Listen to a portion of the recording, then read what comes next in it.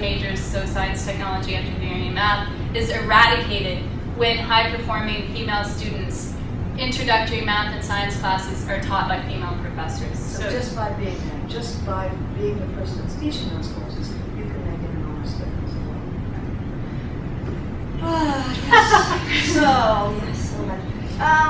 Yes. So again, the point of these things is just to sort of say we can't be deterred by the facts about gender. Because the fact is here, men take on challenging tasks 50% more often. Do you want to head this committee? Oh no, you do that. Do you want to be the dean? No, you do that. Do you want to, and so that's what we do. But at the same time, simply by changing the institutional design conditions that provide more flexible choices, the high-performing women then are indistinguishable in terms of their willingness to take on challenges and that. So it's not actually in us. It's actually in the institutional conditions that encourage women to basically stand back and let the men take on more responsible, more challenging jobs. So these design problems are major for us, and we need to see them as not that we are weak, but rather that the enemy is strong and we must fight him. So we have one way that we want to talk about doing that. And we made up another term, feminist forensics. It seems nice in the CIA, CSI era. Yeah, it's interesting.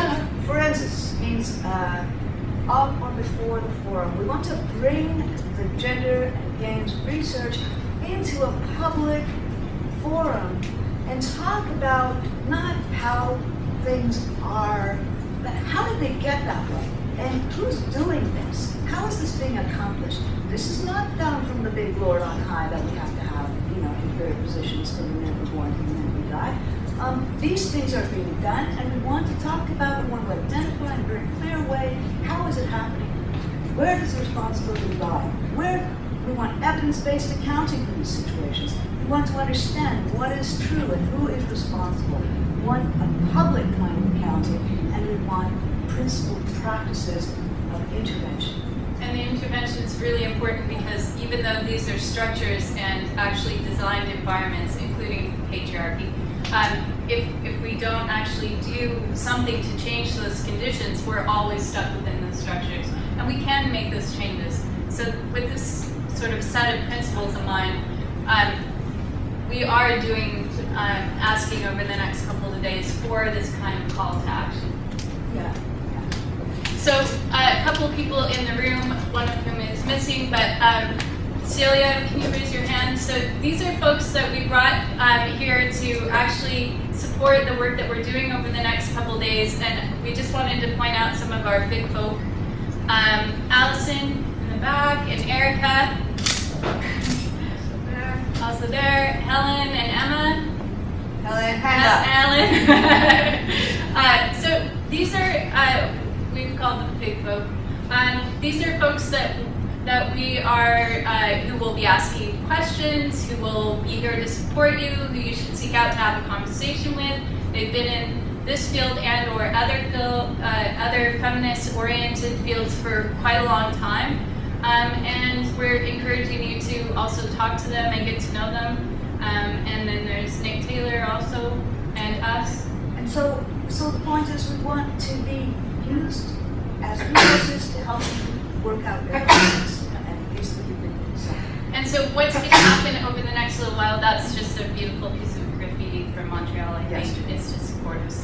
So what's going to happen next is a selection of papers, some from students who are very much beginners in the field, some from more experienced scholars in the area, and we hope that these talks will be fodder for you to chew on as you work out your specific orientations to action. After some talks this morning, we're going to have a nice catered lunch and talk to each other, hopefully. We really encourage you to help one another through not just like listening, as we said, but through critical listening and engagement with each other's work. So this is about building something, not sort of like presenting like Miss America or Vanna White. We're going to finish the day with two powerful presentations. The first by Fat Ugly or Slutties, John and Grace, and then the second by two very good big folk in the back. Allison Griffith, who's also done work with Dorothy Smith, and Erica Miners, who does rigorous scholarly work and committed activism. And we think this is the right way to end off this day. As we've said all along, we have to not just report on these things, we have to work to change these things. And Erica and all these folks are going to help us think about how that might happen. And then after that, we're going to invite you to stick around for a bit of food and booze, some game demos by the Dames Making Games folks, and a little bit of gameplay, and then the night is yours. There's hot dogs. Rachel sent you a bunch of stuff on that. And if you need any help with hot dogs or anything else, see Rachel or me or Suzanne, and we can help you out. That's it. That's it.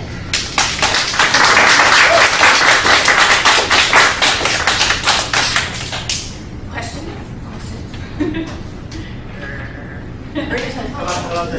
About what you discussed. Yeah. I'm speaking as I'm not an academia, I'm an amateur observer, I guess, and perhaps not as widely read as I'd like to be.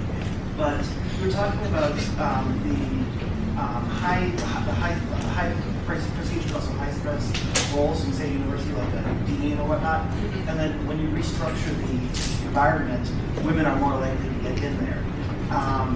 And one, I mean, speaking, I want to emphasize that I don't necessarily believe this. I'm not quite sure what I do yet on this particular topic, but there's, you could try to say that by reorganizing, that men really do have, someone could try to say that men really do have some better ability to perform that role, that by restructuring the environment, you're just pushing them down. And I want to know, how would you refute that? Because I think it's definitely something that has to be refuted. Maybe I'm just asking a very introductory question here. Okay, cool private screen. Done. I'm sorry. No, that's fine. And I think it's great you haven't made up your mind. It's a lot better than having made up your mind on these issues, because there's a lot that is in flux here. I think what we were trying to show you is that just the work with little kids, with girls, is that the first thing that you understand is that they have not been given a chance. So yeah, the boys come in with more skills. Some of that's just hot air, by the way. Some of that is just where they battle with stuff that they believe they know what to do, but when it comes to actually turning the machine on, they don't actually know. So there is this assumption, and I think Joe tried to reflect on this assumption of male better preparedness, but there's also reality to that. And that reality is seen in so many ways. When parents are buying games for their kids, little 12-year-old Johnny, you shouldn't have it, gets Grand Theft Auto, and 14-year-old Sally gets another educational game, because that's what girls like. So there is not the same opportunity. When we talk about changing institutional arrangements, one thing that we need is to make it possible for people to come to be at the same level, to have the same opportunities. Once we do that, these differences drop out. Women are just as effective, and in some ways arguably more effective than men at all kinds of jobs. So keeping the power structure the way it is, because that's the way to maximize talent, is just a terrible flaw that says it's okay to kick women into inferior positions. We've always done it, and it's worked really well for us. Guess what? It ain't working for us. And there's a really nice comic that it's got a desk and two dudes, and they're talking, and it's got you would think that it would be like a glass ceiling, so there's a floor, and then there's all these women below the floor, and one of the men says to the other one, what's this thing about ceiling? I always thought that this was the floor. I guess the hard question is it possible to measure objectively the effectiveness, or is it always somewhat subjective there? Objective measures of how well someone performs in the dean role. Okay, something like that. So let me put it in a different way. Leveling up and skilling up female game players does not have any effect on our male players. They still play. It doesn't affect them at all. So what happens is that it means that after a sort of leveling up period, that the women are willing, or young girls are willing to play with the boys, and they actually enjoy playing with one another once they're skilled up. So it doesn't actually affect the boys at all. And I would argue the same thing, that it doesn't actually affect men per se to actually give women different kinds of instrumental choices and different kinds of structural choices. And then Allison. And Allison. Yeah. I think they all work. Go. Go. Well, just that last. Yeah, go. All girls come with a set of measurements, key performance indicators, against which you will be judged for success.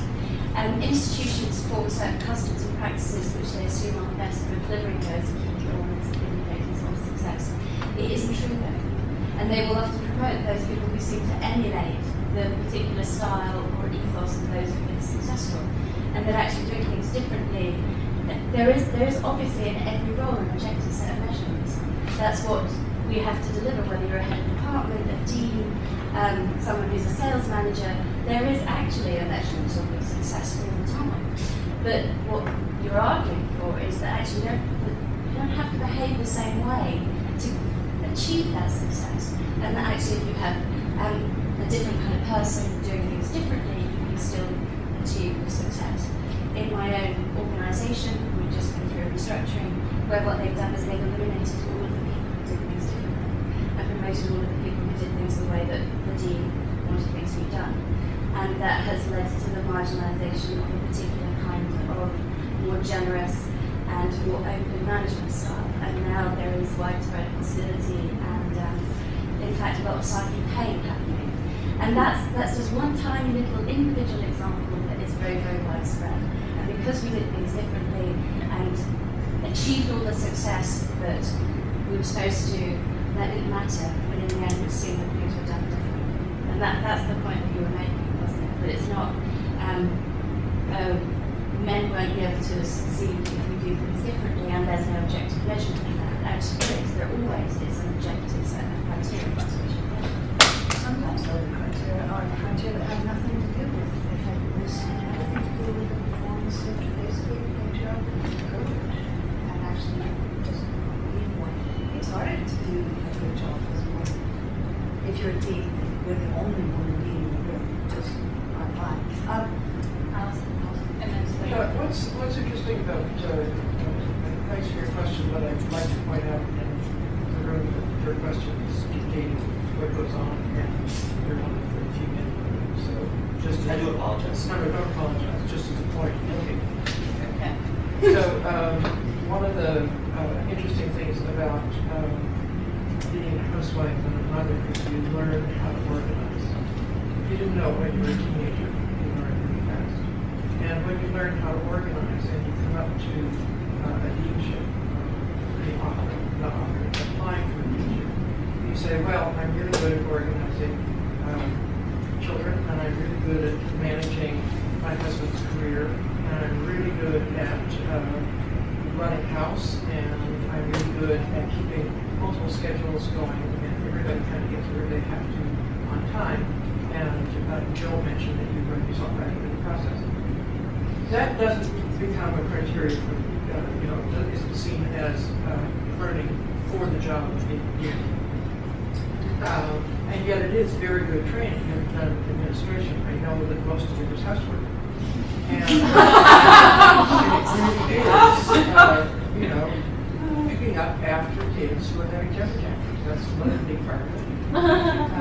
And there's a number of things that what you don't know is how to manage the kind of boy culture, right? Because you don't really learn that. You learn that in working in office with lots of men. The kinds of jokes that women can make and the kinds of jokes you can't. The way that you can push when you have to back off, so on and so on. All those things women learn in the workplace that is not the household family. So if they would actually be clear about what it was that you had to do as a dean, which is a lot of housework,